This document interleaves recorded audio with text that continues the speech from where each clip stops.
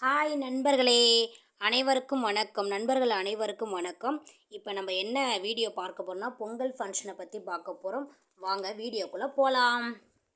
சற்று முன் வெளியான முக்கிய செய்தி, பொங்கல் விழாவினை பற்றி மகிழ்ச்சியான செய்தி வெளியாகியுள்ளது. அது என்ன செய்தின்னு இந்த வீடியோவில் முழு விவரங்களையும் தெரிஞ்சுக்கலாம். நண்பர்களே, வீடியோவை ஸ்கிப் பண்ணாமல் பாருங்கள், அப்போ தான் உங்களுக்கு புரியும். பொங்கல் பண்டிகைக்கு இன்னும் குறைந்த நாட்களே உள்ளன. எப்பொழுதும் வருடம் பொங்கல் பண்டிகை சிறப்பாக கொண்டாடும் வகையில் ரேஷன் கடையில் அனைத்து அரிசி குடும்ப அட்டைதாரர்களுக்கும் தமிழ்நாடு அரசு பொங்கல் பரிசு வழங்கும். நம் தமிழர்களுக்கு மட்டுமில்லாமல் இலங்கை தமிழர் மறுவாழ்வு முகாம்களில் வசிக்கும் குடும்பத்தினருக்கும் பொங்கல் பரிசு வழங்கப்படுகிறது. எப்பொழுதும் ஒவ்வொரு வருடமும் பொங்கல் பரிசாக ரூபாய் 1000 மற்றும் 1 கிலோ பச்சரிசி, 1 கிலோ சர்க்கரை, 1 முழு கரும்பு, ஏலக்காய், முந்திரி, திராட்சை வழங்கப்படும். ஆனால் இந்த வருடம் பொங்கல் பரிசாக அனைத்து குடும்பத்தினருக்கும் 1 கிலோ பச்சரிசி, 1 கிலோ சர்க்கரை, 1 முழு கரும்பு வழங்கப்படும் என தமிழ்நாடு அரசு அறிவித்துள்ளது. இதேபோல் இலங்கை தமிழருக்கும் பொங்கல் பரிசு வழங்கப்படும் என தமிழ்நாடு அரசு அறிவித்துள்ளது. இந்நிலையில் பொங்கல் பரிசு தொகுப்புடன் சேர்த்து அனைத்து ரேஷன் அட்டைதாரர்களுக்கும் ரூபாய் 2000 வழங்க உத்தரவிட்டு கோரி சென்னை ஐகோர்ட்டில் பாஜக சார்பில் வழக்கு தொடரப்பட்டுள்ளது.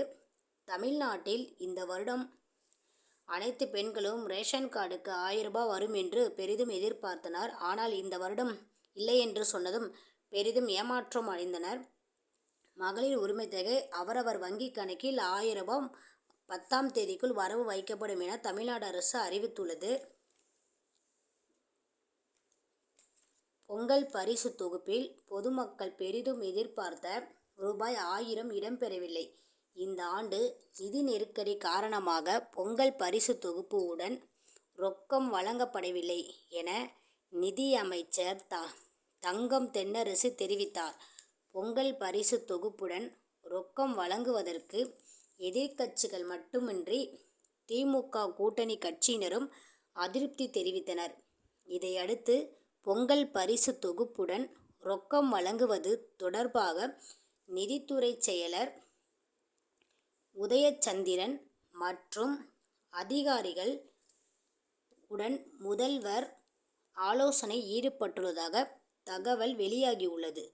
பொங்கல் பண்டிகைக்கு இன்னும் ஒரு வாரம் இருப்பதால் எந்த நேரத்திலும் ரூபாய் 1000 தொடர்பான அறிவிப்பை முதல்வர் ஸ்டாலின் வெளியிடுவார் என்ற எதிர்பார்ப்பில் பொதுமக்கள் இருந்து வருகின்றனர். அரசு தரப்பில் இதுவரை எந்த ஒரு அதிகாரப்பூர்வ அறிவிப்பும் இடம்பெறவில்லை. நண்பர்கள் அனைவருக்கும் நன்றி.